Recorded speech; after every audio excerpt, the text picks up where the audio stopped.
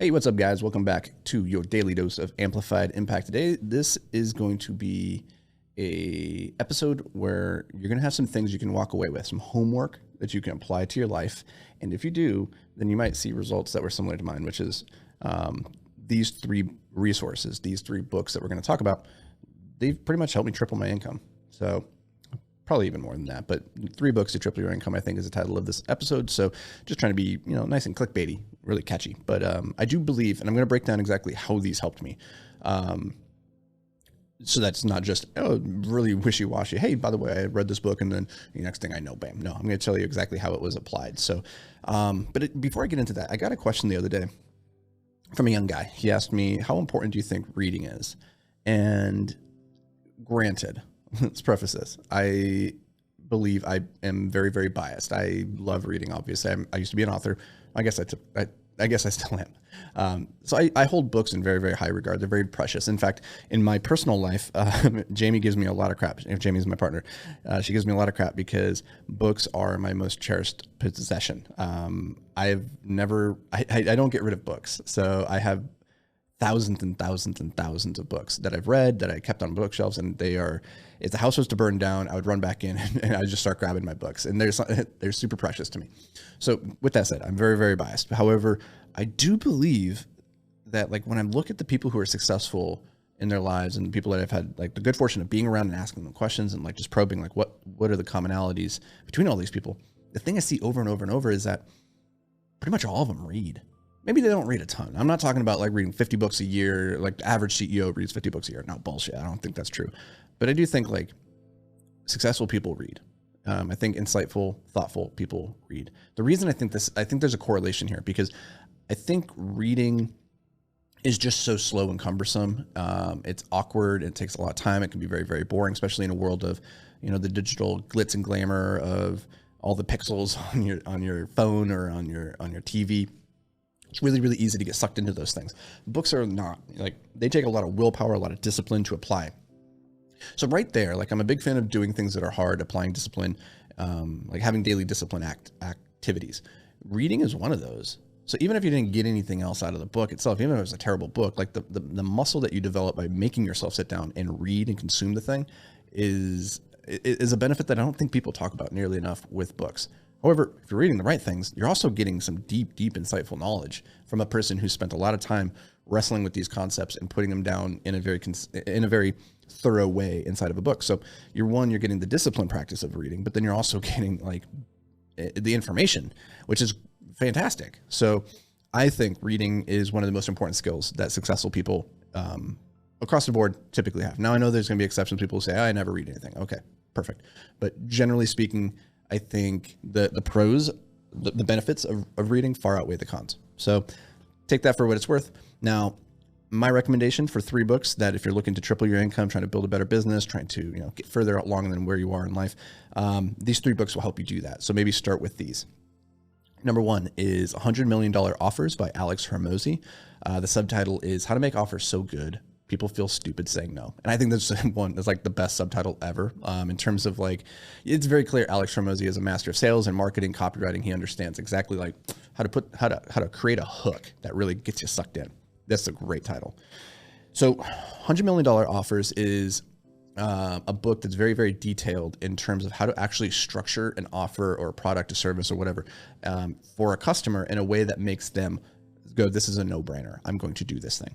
The book is very, very easily consumed. It's like 150 pages, maybe a little bit more, but you can consume it in an afternoon. It's very, very actionable and it's very, very detailed in how you can apply it to your own personal life.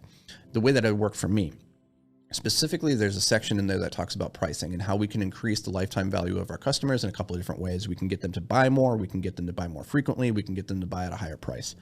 For me, it was that higher price that really resonated. Because as Alex says, there is no benefit like to being the second cheapest. It's like the cost leader, right?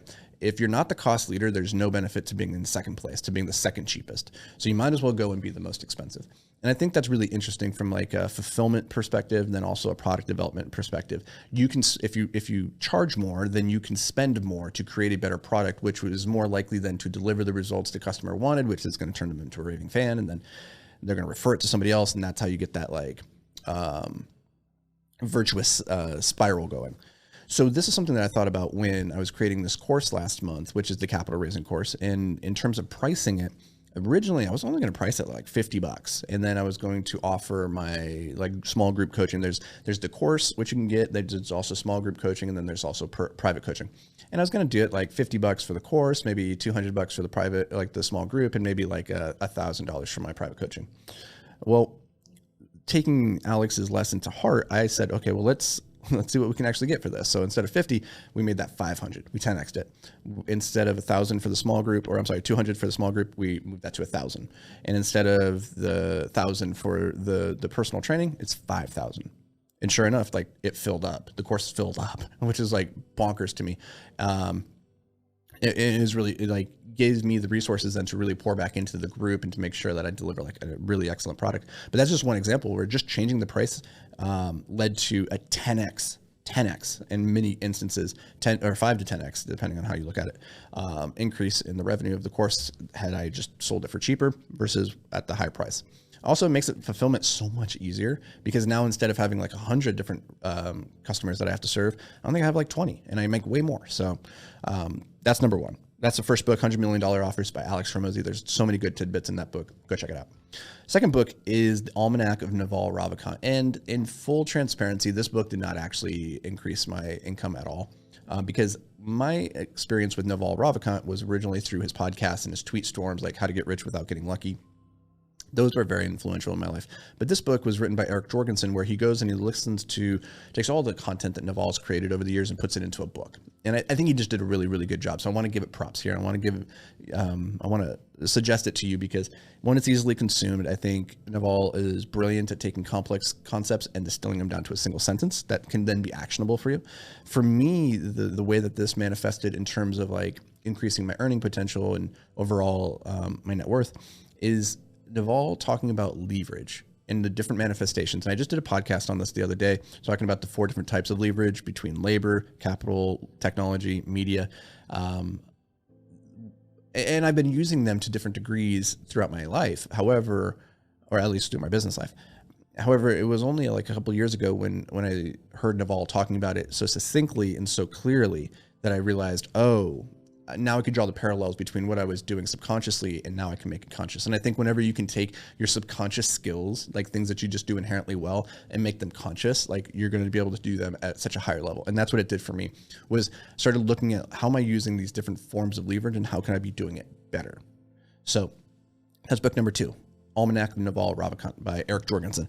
And the third book is How to Get Rich by Felix Dennis. And this is like my favorite book on like the topic of getting rich because it comes from a guy who built pretty much $1 billion industry or a company in Maxim magazine. And he was a big magazine guy. And so it's coming from like when he talks about how to get rich, it's coming from a perspective like how he actually did it. And like most people that are talking and teaching about how to get rich, they might be like a millionaire, maybe even like a decamillionaire, but like almost a billionaire. Like the number of resources out there from those people, very, very few and far between. So when they talk, when they talk on it, on the topic, I think it's well worth listening to.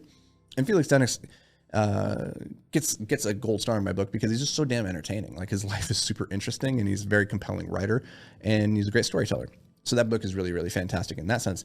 One of the things that he talks about in there, which is how he built his company, is by like guarding equity very, very closely and saying, I'm not giving away equity for anything. So this is important because in other businesses that I've built in the past, like I was much more willy-nilly in giving away equity to low-level partners and people that were helping, but they didn't necessarily, it didn't justify the equity when I could have just paid them a bigger salary, bigger bonus structure, and kept the equity, and thinking about what's the downstream ramifications of that equity versus just the initial cash outlay at the beginning.